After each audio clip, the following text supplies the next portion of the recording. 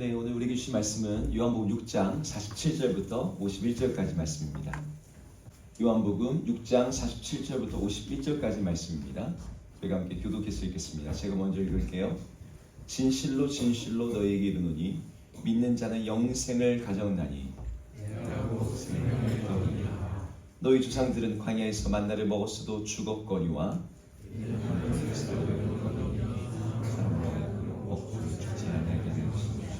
51절 같이 읽을까요? 나는 하늘에서 내려온 살아있는 떡이니 사람이 이 떡을 먹으면 영생하리라. 내가 줄 떡은 곧 세상의 생명을 위한 내 살이니라 하시니라.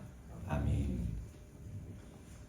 오늘부터 8주 동안 그리스도인 청년으로 산다는 것이라는 제목으로 시리즈 설교를 하려고 합니다.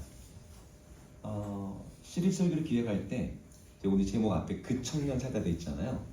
그리스도인 청년 너무 길어서 그 자만 가져왔어요. 그래서 그 청년인데 이 그 청년이 이제 중의적 의미가 있죠.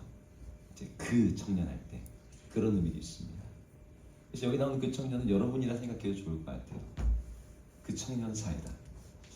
자, 이 시리즈를 기획하는데 이 시대에 우리 청년들의 어떤 그게 정말 필요한 것, 청년들에게 지금 어떤 것이 필요하고 청년들에게 어떤 것이 정말 도움이 되고 이 고민을 좀 하면서 이 말씀 시리즈를 준비했어요. 그래서 청년들의 삶과 고민과 또 일상과 여러분들이 어떤 그 많은 이야기들을 가지고 이 주제를 담았습니다. 오늘은 오프닝 야간 설교입니다. 그래서 좀 큰 관점에서 얘기하고 다음 주부터는 좀 디테일한 이야기를 나눌 거예요. 다음 주부터는 꿈, 그다음에 사랑, 일, 그다음 공부, 성취 이런 것들을 함께 나누려고 합니다. 오늘 첫 번째 시간 이제 그 청년 살다인데요. 여러분 살다라는 말이 사람이라는 단어가 살다에서 나온 파생어예요. 그래서 살다, 그래서 사하고 디을을 가지고 사람 명사형으로 만들었다고 합니다. 그래서 우리는 우리의 존재를 얘기할 때 언제나 사는 것을 기본으로 깔고 있어요. 근데 이 산다는 게 사람마다 다 다릅니다. 이 삶의 질이라는 게 달라요. 어떤 사람들은 고군분투하듯이 그렇게 살아가는 사람들이 있어요. 마지못해 살아가는 사람도 있고요. 너무 연약해서 끊어질 듯이 가늘게 사는 사람도 있습니다. 여러분 제가 이런 이야기를 들은 적이 있는데 여러분 들어보셨을 겁니다. 무덤에 묻힌 나이는 70이지만 이미 30대에 그 생명을 잃고 그 남은 삶을 죽어 있는 채로 살아가는 사람들이 있다. 여러분 이런 식의 표현 들어본 적 있습니까? 네. 무덤에 들어가는 건 70, 80이어도 이미 살아있다라고 생각하는 그 시간에도 죽어 있는 것처럼 사는 거죠. 여러분들은 지금 어떻게 살아가고 있습니까? 여러분 지금 내가 어떻게 살아간다고 생각하세요? 여러분 주변에 있는 사람들, 주변에 있는 친구들, 여러분들 선배들, 여러분들 후배들을 볼 때 그들의 삶과 나의 삶이 차이가 있습니까? 사는 게 다 거기서 거기지 라고 말할 수도 있지만 앞에서도 얘기했듯이 삶의 질이, 삶의 목적이, 삶의 방향이, 삶의 가치가, 삶의 밀도가 다 달라요. 여러분 세대는 여러분의 부모 세대보다 더 나은 삶을 살 수 있을 거라는 기대감이 상실된 시대예요. 그게 이 시대 청년들의 절망감이기도 하죠. 우리 부모님 세대만 해도 더 나은 내일과 더 나은 미래가 있을 것을 기대하는 것이 보편적이었어요. 내 자식은 나보다 더 잘 살겠지. 내 자식은 나보다 더 많은 교육을 받겠지. 그런데 요즘엔 그렇지 않죠. 우리 부모님보다 더 나은 삶을 사는 게 가능할까? 라는 것이 우리 시대의 어떤 보편적 생각이에요. 그러다 보니까 더 나은 삶을 기대하기 어려운 우리 청년들 세대는 미래에 투자하고 저축하면서 지금의 어려움을 견딜 만한 그런 그 에너지, 동기 자체가 우리 윗세대보다 훨씬 부족해요. 그래서 지금 그냥 알바해서 돈 벌어서 그러고 그냥 여행도 다니고 오마카세도 먹고 그냥 지금 누리고 지금 즐기고 지금 소확행을 가지고 지금을 사는 것. 뭐 그걸 꼭 욜로가 아니어도 요즘 청년들에게는 그러한 사고방식이 굉장히 주류가 되어서 차지하고 있어요. 근데 제가 오늘 설교를 준비하는데 재미난 얘기를 읽게 되었습니다. 여러분 혹시 부시맨이라고 들어봤습니까? 부시맨? 네, 그 아웃백 가면 주는 빵 이름이 부시맨인데 아프리카에 네, 아프리카의 이제 코이산 족이라는 그 부족이에요. 근데 이 사람들에 대한 이 영어권으로 그냥 그들이 그냥 부시맨, 부시가 관목 이런 뜻이잖아요. 숲을 이런 뜻이잖아요. 숲을 속에 사는 사람. 그래서 그들을 부시맨이라고 부르게 됐어요. 근데 이들은 그들의 생활 수준과 문명이 어떠냐면 신석기 시대 수준이라고 해요. 그래서 그들이 만드는 화살이나 이런 것도 보면 청동기도 아니에요. 진짜 돌족 같은 걸로 만듭니다. 오직 그들은 수렵과 사냥을 통해서만 생명과 생계를 유지합니다. 근데 이 그 아프리카의 그 나마비아 초원에서 주로 사는데 이들이 이제 수렵을 통해서 그리고 사냥을 통해서만 먹을 걸 갖다가 취하다 보니까 거의 못 먹는 게 없어요. 흰개미들 있으면 흰개미 집 다 파가지고 흰개미 먹고, 네, 줄치, 뭐 설치류, 뭐 다 잡아먹고 곤충도 먹고, 뭐 가젤이나 누구처럼 큰 사냥감이 있으면 그런 것도 이제 사냥해서 먹습니다. 근데 수렵과 사냥으로 생계를 유지한다는 게 여러분 어떨까요? 그걸 잡더라도 동물을 오랫동안 보관하지 못하는 그러한 이 날씨 가운데 있다 보니까 이 사람들의 모든 일상은 말 그대로 삼시세끼예요. 아침에 일어나서 먹을 거 뭐 먹어야 되나, 뭘 잡아야 되나. 그래서 그들은 매일같이 사냥을 하고 매일같이 이 초원을 누비면서 다닙니다. 그 사냥감을 그때그때 여러분 끼니마다 이렇게 제때제때 잡으면 모르겠는데 여러분 그게 됩니까? 안 되잖아요. 그러니까 어떻게 해요? 이제 옆에 주변에 있는 거 먹지만 굶주리고 배고플 때가 비일비재한 거죠.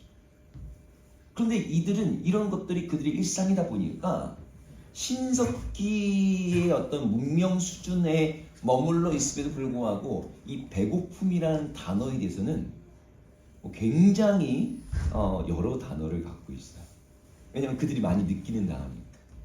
근데 이들이 갖고 있는 이 단어를 가지고 부시맨은 사람을 크게 두 종류로 구분해 놓는다고 합니다. 하나는 리틀 헝거, 번역하면 리틀 헝거예요. 그러니까 좀 적게 배고픈 사람인 거죠. 리틀 헝거가 있고 그레이트 헝거가 있는 거예요. 리틀 헝거는 말 그대로 물질적으로 배고픈 사람들입니다. 지금 배가 너무 고파. 이런 사람들이 음식에 배고픈 사람이 리틀 헝거입니다. 근데 반대쪽에 또 하나의 배고픈 사람들이 있는데 그레이트 헝거가 있다는 거죠. 그레이트 헝거는 어떤 사람들일까요? 많이 배고픈 사람들일까요? 그래서 그레이트 헝거일까요? 부시맨들에게 그레이트 헝거는 삶의 의미에 굶주린 자들을 가리키는 단어. 왜 살아야 되는지, 내가 사는 이유와 목적이 무엇인지 알지 못한 채 헤매는 사람들, 이들이 그레이트 헝거라고 불려요. 제가 이 이야기를 듣는데 우리 청년들의 오버랩이 딱 됐어요. 우리 청년들의 삶은 대부분 기본적으로 생활 수준으로 봤을 때 리틀 헝거입니다. 우리가 당장 오늘 밥 먹는 거를 걱정하진 않아요. 그죠? 오늘 점심 혹시 못 먹고 온 사람 있습니까? 돈 없어도 못 먹고 온 분 있습니까? 없죠. 그냥 때워서 아니면 그냥 넘어가서 못 먹을 수는 있지만 우리적으로 이렇게 못 먹는 사람은 없어요. 그런데 물질적으로 사회적으로 성취하는 게 상대적으로 굉장히 적은 시기죠. 그래서 여러분 상대적으로 리틀 헝거라고 할 수 있습니다. 하지만 우리 청년들 대부분 무엇보다 그레이트 헝거입니다. 삶의 의미에 이 시대에 많은 청년들이 굶주려 있어요. 시대가 더욱더 그렇죠. 여러분 성경에 아모스서에 이런 구절이 있습니다. 아모스 8장 11절인데요. 한번 같이 읽어볼게요. 말세에 어떤 일이 일어난지에 대한 묘사 중에 이런 게 있는데 제가 읽어보겠습니다. 주 여호와의 말씀이니라. 보라 날이 이르시라. 내가 기근을 땅에 보낼 것인데 양식이 없어서 줄이는 것이 아니에요. 물이 없어서 가람이 아니다. 여호와의 말씀을 듣지 못한 기갈이 마지막 때 일어난다고 합니다. 우리 부모님 세대는요, 의미 같은 거 별로 묻지 않았어요. 그거 그렇게 중요하지 않았습니다. 그냥 시키면 시키는 대로 했어요. 예. 그 시대는 그냥 생존 자체가 문제였어요. 의미를 생각할 여유가 없었어요. 그래서 우리 부모님들한테는요, 왜? 라고 묻는 게 되게 버릇없는 질문. 너 하기 싫어? 하지 마. 뭐 이런 식의 반응으로 여겨졌죠. 근데 지금은 아니죠. 우리는 언제나 의미를 찾습니다. 의미에 배고파요. 우리 의미에 되게 민감한 시대가 되었습니다. 가끔 사람들이, 청년들은 의미보다 재미를 추구한다라고 하는데 모르는 소리입니다. 아니에요. 여러분 여러분들 다 알고 있잖아요. 여러분 재밌는 거 좋아하지만, 재밌는 거 싫어하는 사람 아무도 없지만 재미만 가지고 안 된다는 걸 여러분들은 알고 있어요. 재미만 추구하면 우리가 얼마나 공허해지는지, 얼마나 허무해지는지, 의미가 채워지지 않으면 우리 영혼의 배고픔이 우리를 얼마나 힘들게 만드는지 여러분 알잖아요. 맨날 막 저녁마다 사람들 만나서 막 맛있는 거 먹고 재미난 활동해도 그 중에 정말 내 삶을 같이 나눌 수 있는 의미 있는 관계가 없으면 갔다 오면 더 소진되잖아요. 우린 이걸 직감적으로도 알고 체험적으로도 알고 있어요. 그런데 만약에 우리 삶의 의미와 보람이 가득하면 내가 조금 가난해도, 내가 좀 생활이 빈궁해도, 나 육체에 고단함과 힘겨움이 있어도 우리 존재의 충만함을 느낍니다. 우리 삶이 가치 있다라고 생각하게 돼요. 우리가 더 나은 삶을 살고자 한다면 우리가 지금 굶주려 있는 바로 그 의미에 대해서, 더 나은 의미에 대해서, 우리 더 나은 가치에 대해서 우리가 추구하고 그것을 이루는 것이 기본적으로 필요한 거죠. 근데 문제는 이 의미에 배부르기가 정말 어렵다는 거예요. 여러분, 부시맨들이 사냥할 때 제대로 된 사냥감 찾기가 정말 어려워요. 찾는 것 자체부터가 일입니다. 여러분, 우리도 마찬가지죠. 제대로 된 의미를 잡는 것 자체가 문제예요. 부시맨들은 환경이 척박하니까 이것저것 가지고 다 먹는다고 제가 아까 말씀드렸죠. 흰 개미부터 시작해서 들쥐, 우리가 저걸 어떻게 먹어? 도마뱀, 다 먹어요. 예, 새알 보면 새알 먹고, 그냥 먹을 수 있다 싶은 것들은 다 먹습니다. 근데 부시맨들이 잡는, 여러분, 설치류 같은 거, 그건 좀 주변에 많죠. 쥐 같은 것들. 그 조그만 덕 같은 거 만들어가지고 잡더라고요. 근데 그거 잡아가지고 요만한 거 쥐를 갖다가 이제 그 가죽 벗겨가지고 먹을 게 몇 점 나옵니다. 삼겹살 1인분도 안 나오지. 예, 그거 가지고 배도 얼마큼 채울 수 있을까요? 여러분들이 중간중간에 여러분 인생의 단기 목표들을 잡잖아요. 그것들이 여러분들에게 의미를 주죠. 오늘 하루 어떻게 살아야지? 나 이번 달 다이어트 할 거야. 몸무게 설정 딱 해놓고 학점 이렇게 따야지. 포트폴리오는 어떻게 채워야지. 그런 것들이 여러분들에게 단기적인 목표를 주고 어떤 의미를 줍니다. 그걸 성취하면 보람도 있죠. 근데 그거 금방 휘발됩니다. 우리는 이거보다 조금 더 장기적이고 조금 더 우리의 삶을 갖다가 지탱해줄 더 단단한 의미를 원해요. 그래서 좋은 회사에 들어가려고 하죠. 소울메이트를 만나고 싶어 하죠. 그런 사람들과 교제하고 사랑하고 평범한 가정을, 행복한 가정을 만들고 자녀를 낳고, 그래서 그것들이 주는 더 지속적이고 큰 의미들이 우리 삶을 채워줬으면 하는 마음이 있죠. 그런데 그것은 마치 부시맨들이 가젤이나 누를 만나는 확률만큼이나 쉽지 않습니다. 그거 한 마리 잡으면 몇 날 며칠을 나만이 아니라 우리 가족까지도 먹여 살릴 수 있는 아주 커다랗고 충만한 사냥감이지만 그게 많지 않아요. 그래서 그걸 얻기 위해서 우리 청년들이 꿈과 비전에 나의 영혼을 갈아넣고 운명 같은 사랑을 사모하고, 그래서 끝없이 소개팅을 하죠. 부모가 되면 우리 자녀들에게 정말 몰빵하면서 그 자녀가 나의 삶의 의미가 되어주기를, 이 자녀가 정말 잘 돼가지고 우리 아들이 말이야 이런 말 하고 싶은 마음이 우리 안에 있죠. 우리는요, 여러분에게 정말 필요한 건 돈이 아니에요. 여러분들이 정말 원하는 건 꿈이 아닙니다. 여러분이 정말 원하는 건 즐거움과 재미가 아니에요. 여러분 정말 원하는 건 사랑 자체가 아니고 그 뒤에 더 깊은 곳에 있는 의미입니다. 내가 내 삶이 정말 지속적이고 보다 충만한 의미로 가득 채워져서 내 삶이 풍성해지기를 우리 모두가 원하고 있어요. 그런데 여러분 살다 보면 여러분들이 어떤 절벽 같은 걸 만나게 되는 순간이 있습니다. 그 절벽은 어떤 절벽이냐면 이런 거예요. 여러분들이 나의 삶을 곤고한 그리고 장기적인 의미를 준다고 생각했던 그것들조차도 아무 의미 없다라고 느끼게 되는 지점들이 온다는 거죠. 그것이 사랑이든 육아든 취업이든 창업이든 꿈의 성취든 간에 그 모든 것들이 시간 속에서 덧없어지고 허무해지고 다 무너지는 거죠. 왜 그런 줄 알아요? 우리 개인 때문이 아니라 우리가 사는 세계가 모든 게 죽음이 다스리고 있는 세계이기 때문에 죽음은 모든 아름다운 것들을 퇴색시키고 모든 인생을 늦게 만들고 우리가 했던 모든 성취나 업적과 관계들을 다 무의로 돌려버려요. 덧없게 만들고 허망하게 만듭니다. 다시 말해 삶의 유한성이 삶 자체가 가지고 있는 의미들을 갖다 다 고갈시켜요. 여러분 중에 누가 여기서 20대 나이에 여기 30대 친구들은 30대 나이라고 칩시다. 1년 안에 우리 청년공동체에서 누군가가 어떤 일로 인해서 죽었다고 칩시다. 굉장히 슬플 거예요. 굉장히 아플 거예요. 하지만 10년이 지나고 나면 아무도 기억하지 못해요. 가끔 어쩌다가 생각날 수 있어요. 벌써 이제 2년이 됐는데 제 이전 교회 한 청년이 29살에 하나님 부르심 받았다고 했잖아요. 5, 6년을 뇌종양 투병하면서 제가 그 친구 이름 기억이 안 나요. 제가 깊이 교제한 건 아니었거든요. 여러분 우리 삶이요 그래요.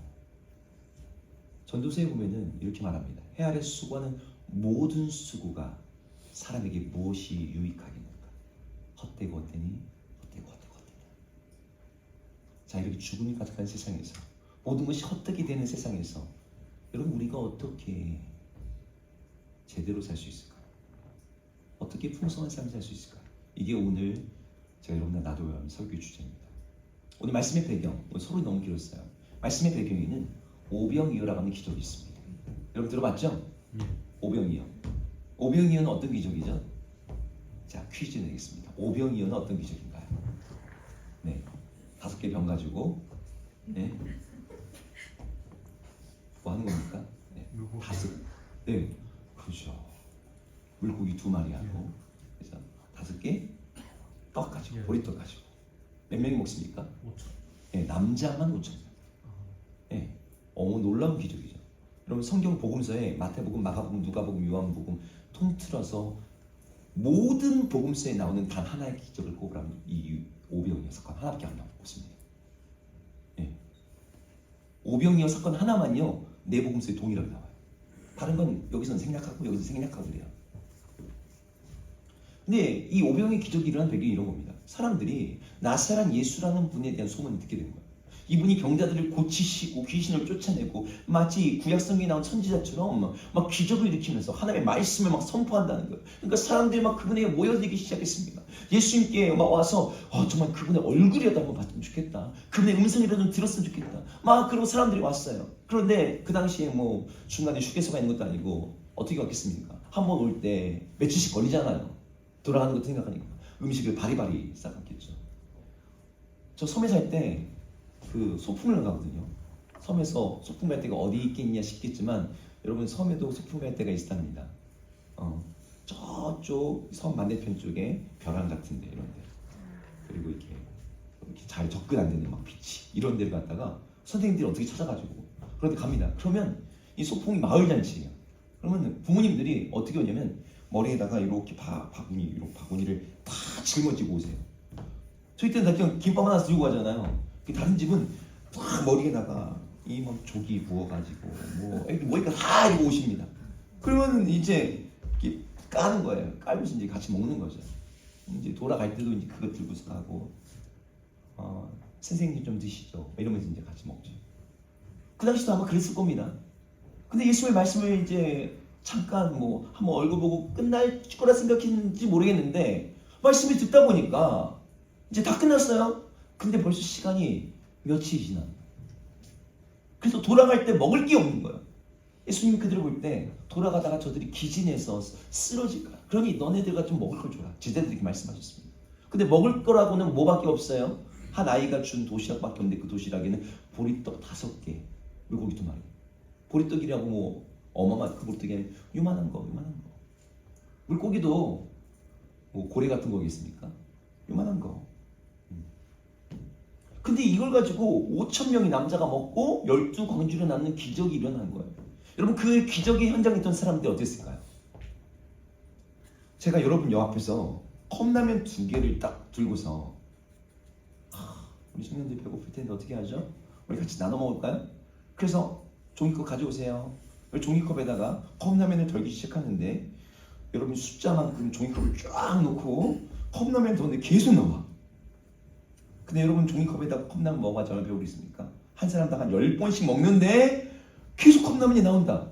여러분 그 현장에 있다. 여러분 어떻게 했어요? 이거 말도 안 되는 장면이죠. 자기 눈앞에서 떡 하나 가지고 제자들이 계속해서 띄워주는 거예요. 사람들이 너무너무 열광하고 놀랐을 겁니다. 이 기적 앞에서 사람들이 너무 마음이 뜨거워졌어요. 와, 예수님 진짜 보통 분이 아니라는 얘기 들었지만 저 정도일 줄 몰랐어요. 예수님 따라다니면 최소한 먹을 거 걱정은 안 해도 되고. 그 사람들이 그 예수님이 가는 곳마다 따라다니려고 했습니다. 예수님이 그곳을 떠나시자 사람들이 예수님을 찾아다니면서 막 갈릴리 호수 이편 저편을 막 찾아다녀요. 예수님과 함께 있으려고. 근데 그들이 마침내 그렇게 찾아다니다가 예수님을 만나게 되었어요. 예수님을 만나게 됐는데 예수님이 그들을 딱 보시면서 아이고 너네들이 나 찾으라고 이렇게 고생했네. 어여 와라 이러지 않으세요. 뭐라고 하시죠 예수님이? 너희들이 나를 찾는 것은 하면 말씀을 듣기 위해서가 아니라 떡을 먹고 배불렀기 때문이에요. 그러니까 자기를 찾는 이유가 배부르려고 먹으려고 하는 거구나. 여기 예수님을 찾는 이 사람들은 솔직히 리틀 원거들이에요. 근데 여러분 좀 그럴 수도 있지 않습니까? 또 먹고 싶어서 찾을 수도 있잖아요. 예? 배고픈 사람들이 예수님 따라다니면서 배 좀 채우고 있다는 게 뭐 그렇게 비난받을 일입니까? 당시 상황을 보면 더 그래요. 예수님 당시에 팔레스타인 땅을 가리키는 2개의 양극단의 평가들이 있습니다. 어떤 평가냐면은 지리적이고 어떤 자연 환경적으로 볼 때는 정말 말 그대로 젖과 꿀이 딱 흐르는 기름진 땅이었어요. 그래서 거기서 너무너무 많은 게 잘 자랐다라고 그 당시에 묘사가 됩니다. 근데 사회적으로는 이 땅이 어떤 땅이면 도적과 강도가 우글거리는 땅. 이게 외부의 평가가 아니고요. 요세푸스라고 하는 유대인 사가가 기록해 놓은 거예요. 그 당시. 제가 이거 하면 이게 어떤 느낌일까 기억하면 여러분 예를 들면 이런 거죠. 베네수엘라 같은 나라로 간다고 칩시다. 베네수엘라 천연자원이 얼마나 전 세계에서 석유 매장량이 가장 많은 나라잖아요. 자연환경이 되게 좋잖아요. 날씨도 되게 온화하고 좋대요. 근데 어때요? 길거리는 다 굶주려 있어요. 네.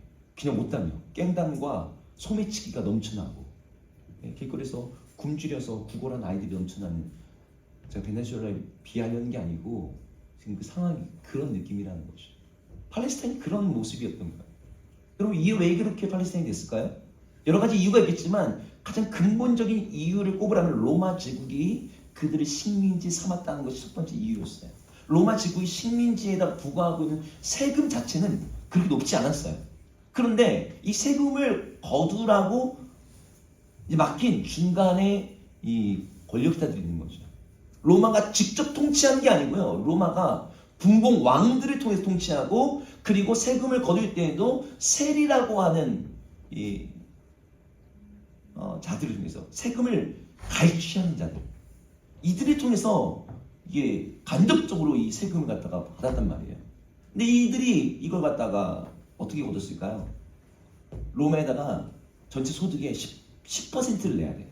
그 당시 세율이 10% 정도였답니다. 높지 않죠, 이 정도면. 근데 10%를 내는데 중간에 세리들은 우리도 먹고 살아야 돼. 로마에서 따로 돈을 월급을 안 주거든요. 세리들은 뭐 먹고 살아야 돼요? 중간에 자기들이 스스로 책정해서 먹는 거예요. 얼마큼 책정할까요? 자기 마음이에요. 로마 입장에서는 꾸준히 누구든지 잘 주는 사람이면 돼. 세금 안 밀리는 사람이 나한테 좋은 세리들인 거죠. 그러다 보니까 많은 빚을 갖다가 사람들에게서 이 사람들이 세금 내다 보니까 빚을 내야 되는 지경이 되는 거예요. 그러다가 자신의 생활과 소득의 근원이 되는 땅은 물론이고 가축도 빼앗기고 자녀들도 종으로 내줘야 돼요. 그 빚을 감당해서 자기 스스로를 노예로 팔아야 되고 가족을 종으로 만들 수가 없어서 이제 도망해서 도적의 무리에 끼어드는 그런 일들이 너무나 많았다고 합니다. 여러분 복음서를 읽다 보면 복음서에 귀신 들린 사람들이 그렇게 많이 나와요. 귀신이 그 땅에만 유독 많이 역사해서 그랬을까요? 성경학자들이 얘기하는 건요, 그 땅에 그렇게 귀신 들린 사람들이 많았던 것은 그만큼 그 땅이 비참했기 때문인 거죠. 그 땅의 어떤 사회적 현실이 비참했기 때문입니다. 요즘에 우리 청년들 시대에 정신병, 우울증, 공황장애 왜 많습니까? 우리 청년들의 정신력이 뭐 약해져서 그렇습니까? 군대를 한 3년씩 다녀와야 돼. 가끔 어른들 그런 얘기 하시는 분 있는데 정신력이 약해져서가 아니죠. 이 시대의 압력과 압박이 너무나 높기 때문에 그래요. 근데 팔레스타인 땅이 그런 땅이었어요. 그들에게 있어서 그들의 삶을 버텨주는 유일한 어떤 버팀목이 있었다면 우리는 하나님의 백성이야. 그 자부심 하나로 그들이 그 어떤 어려운 시기를 간신히 버티고 있었습니다. 근데 여러분 삶이 공고해지면 당장 먹을 게 없으면 예수님이 따라다니는 수많은 여인들이 다 어떤 여자들이었어요? 창녀들이라고 하죠. 여자들은요 남편이 죽으면 과거는 먹을 수 있는 일할 수 있는 게 아무것도 없어. 여러분 그런 상황에서 자기 몸을 갖다가 살기 위해서 내어주는 거죠. 삶이 공고해지면 하나님의 백성이라는 자부심 자체도 지속되기가 어려워요. 이런 상황에서 메시아라고 불리는 선지자급 된 어떤 사람이 딱 왔는데 자기 눈앞에서 기적의 떡을 막 만들어내는 거예요. 그게 허상이 아니에요. 진짜 자기가 먹었는데 배불러. 내가 저분 따라다니면 배고프지 않을 수 있겠구나. 그것이 몸의 배고픔이든 저가 선지자니까 내 영혼의 허기든 간에 저는 나를 채워줄 수 있겠구나 라는 기대감이 왜 그들에게 없었겠어요. 근데 예수님이 그들에게 뭐라고 하시는 거예요? 야 너네 지금 이거 추구하고 있구나. 예수님이 이렇게 말씀하시는 건요, 말씀의 의도는 야 너네 먹을 것 먹으려고 나 따라다니는 거야. 지금 비난하시는 게 아니에요. 먹을 것을 찾아오는 그들에게 야 그것 가지고는 안 돼. 요 얘기 하시는 거예요. 모세가 출애굽할 때 하늘에서 만나가 내려왔습니다. 기적의 떡이었죠. 그런데 오늘 본문 49절에 보면은 49절 한번 읽어볼까요? 이렇게 얘기하고 있습니다. 너희 조상들은 광야에서 만나를 먹었어도 죽었거니와. 기적의 떡, 하늘의 떡을 먹어도 다 죽는다는 거예요. 그러니 내가 오병이어의 기적을 일으켰지만 그게 정말 기적의 떡이었지만 그것 가지고 너네가 살 수 있는 게 아니야. 아무리 기적을 경험해도 기적의 떡을 먹어도 다시 너네는 굶주리게 되어 있고 여전히 배고프게 되어 있고 다시 허망하게 된다. 결국 죽음에 굴복하게 된다. 예수님이 이 말씀을 하시는 거죠. 제가 이 구절을 읽는데 저에게는 이 구절이 이렇게 들렸어요. 우리 청년들의 삶, 저희 삶을 갖다가 같이 오버랩하면서 이런 거죠. 그냥 교회만 다니고서는 교회에서 예배드리고 은혜 받았다 하는 것 정도로는 교회 다니면서 내가 기적을 경험할 수도 있죠. 하나님의 기도 응답을 받을 수도 있어요. 그거 가지고는 안 된다는 거예요. 그거 가지고는 부족하다는 거예요. 그거 가지고 여러분의 삶에 정말 의미가 생명이 충만해지는 일은 일어나지 않는다는 거예요. 금방 다시 허무해지고 허망해지고. 제가 교회에서 그런 거 많이 봤습니다. 술할 때 은혜 엄청 받았대요. 나 이제 주님을 살겠대요. 얼마 못 가죠. 3개월 가면 많이 갑니다. 영원한 의미를 추구한다고 하는 신앙생활을 하면서도 사람들이 얼마나 공허해지는지. 여러분, 많은 사람들이 그래요. 정말 예수 믿어도 별거 없다. 그런 지경까지 이르게 됩니다. 은혜도 받았고 기적도 경험했고 기도 응답도 받아서 하나님 살아계신 거 이제 부인할 수가 없어. 나 믿어. 그런데 왜 이렇게 교회 다니는 게, 신앙생활하는 게 왜 이렇게 지겹지? 재미없지? 왜 이렇게 무료하지? 계속 이러고 다녀야 되나? 그런 마음이 불쑥불쑥 드는 거죠. 교회 살아는 거 맨날 똑같아. 기도하라고, 성경 읽으라고, 순종하라고, 회개하라고, 사랑하라고, 하나님 나라를 바라보라고. 그래, 뭐 해야지. 근데 뭘 더 해야 될까? 어떻게 여기서 더 해야 될까? 지금도 피곤한데. 근데 오늘 예수님이 기적의 떡으로 안 된다고 하시면서 그 뒤에 붙이시는 말씀이 있습니다. 51절 한번 같이 읽어보겠습니다. 읽겠습니다. 시작. 나는 하늘에서 내려온 살아있는 떡이니 사람이 이 떡을 먹으면 영생하리라. 내가 줄 떡은 곧 세상의 생명을 위한 내 살이니라 하시니라. 아멘. 우리 영혼의 이 갈증과 배고픔과 굶주림에 대한 근본적인 해결은 너희들이 나 따다다니면서 기적의 떡 먹는 게 아니야. 이 떡을 먹어야 영생해. 이 떡이 뭐예요? 여기 영생이라는 단어부터 볼까요? 영생은요, 이 떡을 먹으면 너네가 영생하게 된대요. 영생이라는 물리적으로 우리 시간이 무한정으로 확대되는 게 영생이 아닙니다. 성경에서 말하는. 영생은 죽은 다음에 내세에 가게 되는 어떤 천국에 가는 게 영생이 아니에요. 성경에서 말하는 영생은 이 죽음의 세계에서 예수 그리스도로 말미암아 모든 사람들이 하나님의 백성이 됐다고 하는 사람들의 삶 속에 들어오는 새로운 차원의 생명을 가리킨다는 겁니다. 이 새로운 생명은 죽음에 의해서 테스트되지 않고 죽음에 의해서 죽지도 않고 죽음으로 이어지는 어떤 그런 모든 단절과 허무함이 없이 우리의 삶이 영원한 가치와 의미를 갖게 되는, 우리 존재의 목적과 이어지게 되는 새로운 차원의 생명을 갖게 된다는 뜻이에요. 근데 이런 생명을 어떻게 얻는데요? 이런 영생을 얻는 것은 하늘에부터 내려온 떡을 먹는 것을 그 비결이 있는데 그 떡이 무엇이냐? 48절 이렇게 말합니다. 앞에 한번 더 읽으세요. 48절 같이 읽겠습니다. 시작. 내가 곧 생명의 떡이니라. 아멘. 예수님이 말씀하시는 내가 생명의 떡이라. 사람들로 하여금 정말 영생하게 하는 음식, 사람들의 삶을 죽음과 허무와 덧없음에 함몰되지 않고 영원히 테스트되는 의미와 가치를 갖게 하는 그 새로운 차원의 생명을 예수님이 주신대요. 어떻게 하면? 예수라고 하는 그 떡을 먹으면 그 일이 일어난대요. 우리에게 이 떡이 필요해요. 우리에게 이 떡이 필요합니다. 여러분에게 더 많은 종교 생활이 필요한 게 아니에요.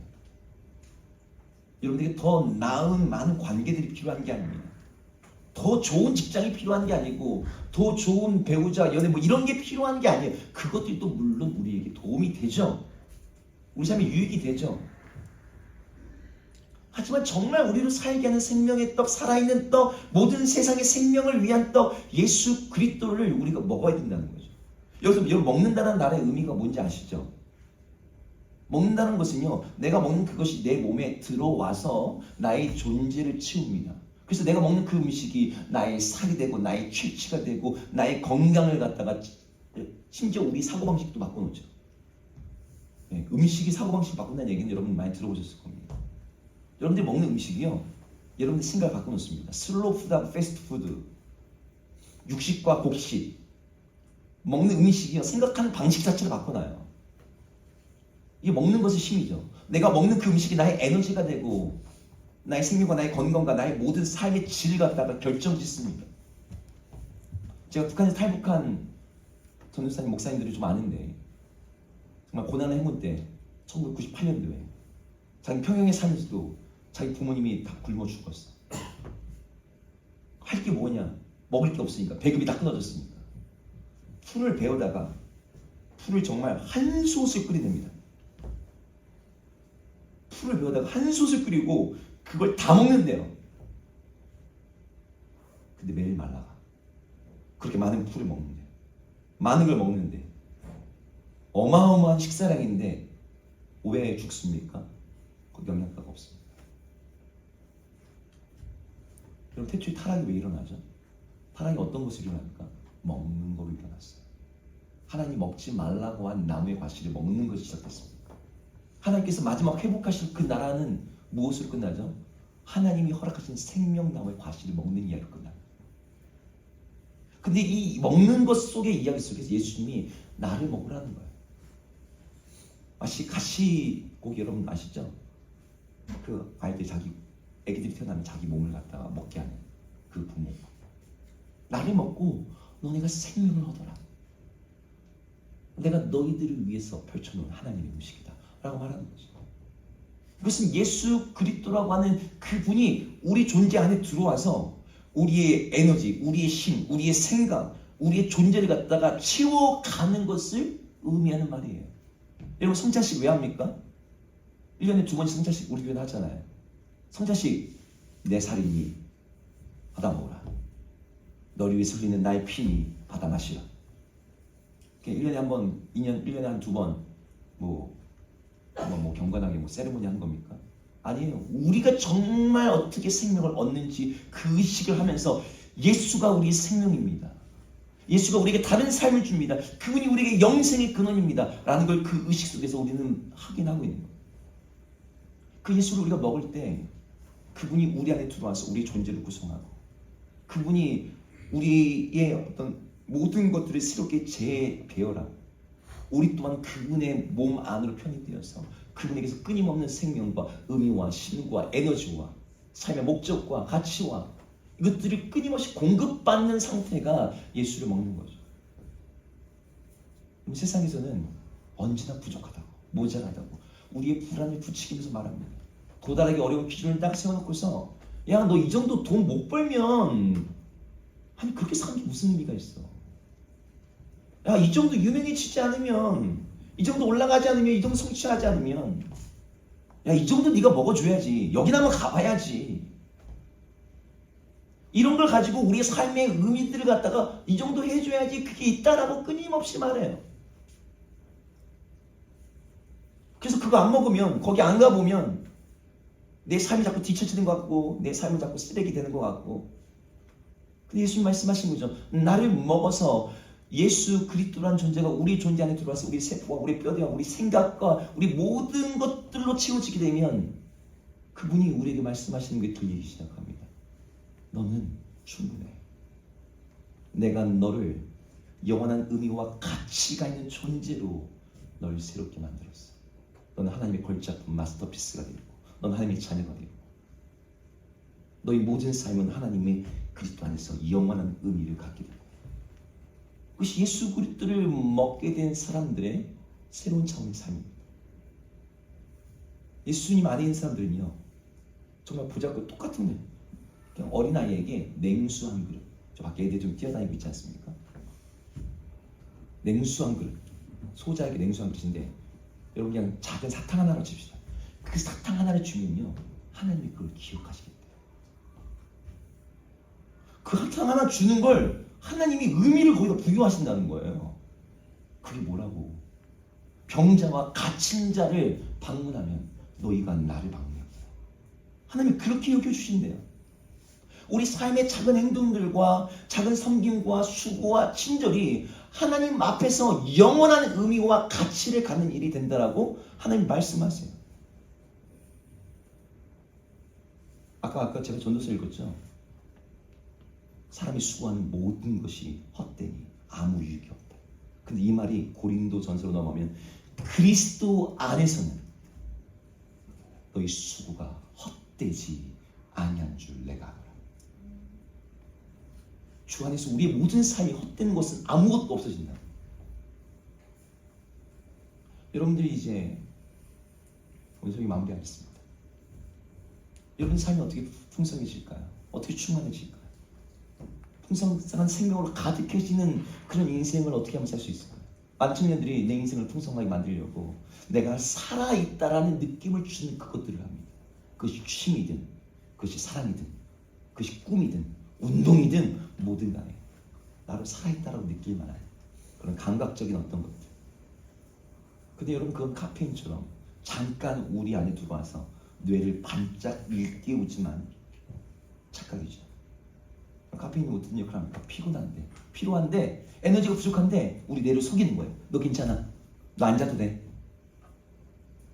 에너지 충분해. 카페인 많이 먹으면 우리 뇌를 갖다가 이렇게 막 채찍질하는 거라 그러잖아요.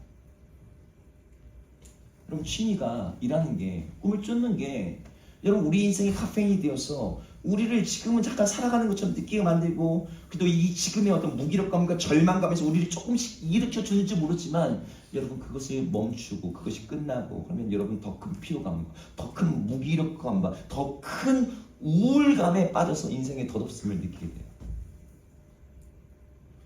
여러분 40대가 되면 그렇게 불륜이 많아진답니다. 여기 40대가 없으시죠? 저밖에 없나요? 아, 있나요? 네, 40대가 몇 분 있군요. 조심하세요. 왜 불륜이 많은 줄 알아요? 삶이 재미가 없어요. 20대, 30대 웬만한 거 다 해봤어요. 모든 거 다 들어봤고요. 제가 20대, 30대 진짜 좋아했던 게 영화 좋아했습니다. 만화도 엄청 좋아했어요. 제가 약간 그런 콘텐츠 되게 좋아했는데 지금 재미가 없어요. 한때 웹소설이 엄청 빠져가지고 제가 안 읽은 웹소설이 거의 없을 정도로 소설 엄청 좋아하고 재미가 없어요. 지금. 그래서 뭔가 좀 더 자극적이고 그런 걸 추구하다가 이제 선을 넘는 거죠. 그래야지 그런 관계 속에서 내가 조금이라도 살아있다라고 느끼니까 그들이 약간 절박함을 가지고 그 일을 하고 있는 거죠. 하지만 우리를 정말 살게 하시는 분은, 우리를 풍성한 삶을 누리게 하는 분은, 우리 생명을 주신 분은 예수 그리스도시죠. 그분이 우리에게 시간을 뛰어넘어 우리의 성취와 우리 능력과 우리 한계를 뛰어넘어 우리 안에 의미를 넣어주시고 의미를 만들어주시고 우리 삶이 의미가 되게 만드시는 분이에요. 이 의미는요, 성경 읽기가 아닙니다. 기도행위가 아니고 종교 모임이 아니에요. 예수 그리스도 자신이에요. 예수 그리스도를 믿고 그분과의 살아있는 관계 속에 들어가서 그분이 나를 갖다가 구성하고 그분이 나의 생각과 나의 존재를 갖다가 끊임없이 채워가는 것.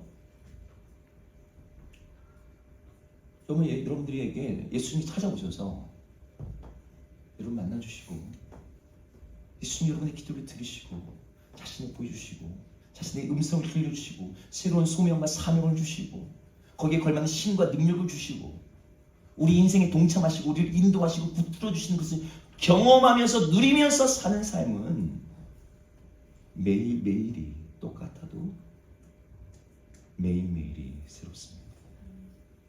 의미로 채워지거든요. 더 나은 삶을 위해서, 더 행복한 삶을 살기 위해서 여러분 더 나은 직장, 더 나은 결혼, 더 좋은 환경, 더 많은 소유, 많은 경험이 아니라 여러분 예수 그리스도를 붙잡아야 됩니다. 우리에게는 어느 시대보다 예수님이 더 필요한 시대. 예수 믿고 예수님의 말씀을 듣고 그분을 알아함으로 그분 안에 있는 그 생명을 여러분들이 매일매일마다 경험하시면서 이 죽음의 시대가 옵니다. 영생을 가진 그리스도인으로서 새로운 풍성한 삶을 살아가는 그 삶을 보여주는 여러분 되기를 주의 이름 축복합니다. 우리 함께 찬양할까요? 아까 오프닝 때 불렀던 찬양입니다. 청년의 기도라는 찬양입니다. 우리 찬양하면서 같이 말씀 생각하겠습니다.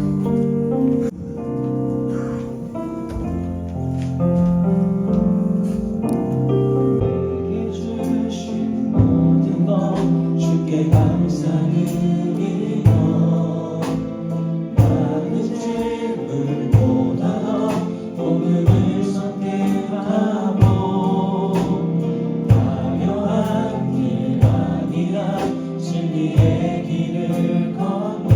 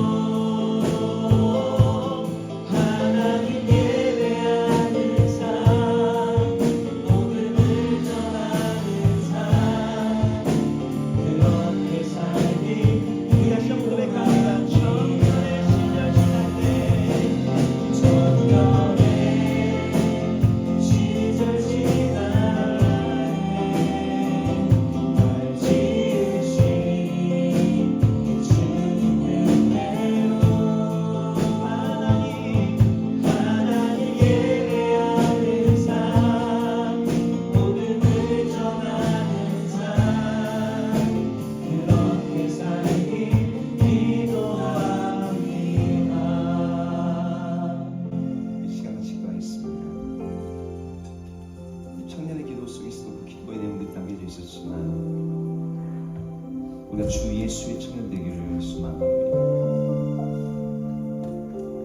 예수를 먹어서 예수로 충만해져서 내 안에 예수로 가득해져서 그이 나의 존재와 나의 삶의 의미와 목적과 가치와 그 모든 것들을 채워주시는 사람.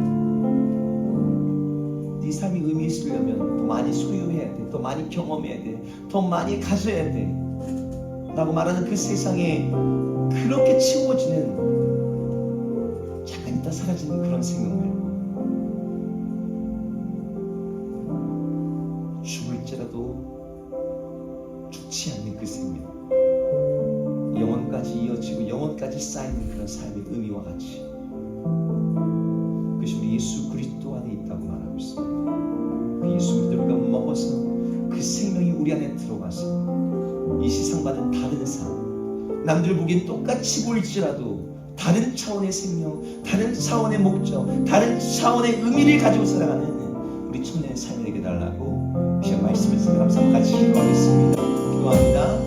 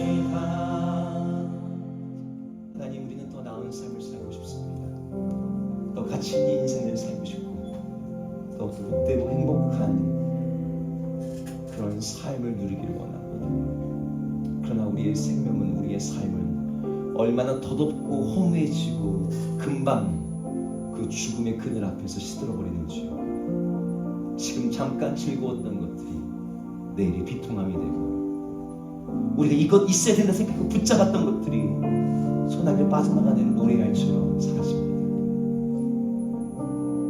이 세상의 모든 피조물들과 사람들이 바로 이 허무에 굴복하고 있는 시대에 우리 예수님 말씀하십니다. 너희들에게 필요한 것은 기적의 떡이 아니다, 더 많은 좋은 음식 무엇이 아니다, 너희들에게 영원한 생명을 주는 하늘에서 내려온 생명의 바로 나를 너희들이 먹어야 된다. 하나님, 우리가 예수를 믿고 있다고 하지만, 예수님을 따르고 있다고 하지만, 예수님이 우리 존재의 얼마만큼을 차지하고 계십니까?